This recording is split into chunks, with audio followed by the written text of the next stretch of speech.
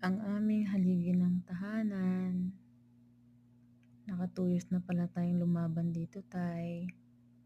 Sana gumaling ka pa ng tuluyan. Huwag kang mag-alala. Hangga't nabubuhay si nanay, lagi kami nakasuporta sa'yo kasama ng mga anak natin. Lumaban ka.